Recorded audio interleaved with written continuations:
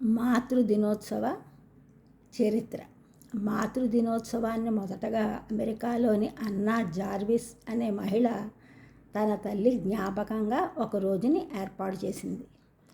అయితే అమెరికా అధ్యక్షుడు Woodrow Wilson 1914 మే 9వ తారీఖుని అంతర్జాతీయ మాతృదినోత్సవంగా ప్రకటించారు.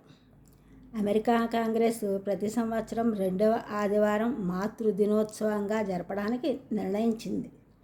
దానికి కారణం ఆదివారం సెలవు కావడం,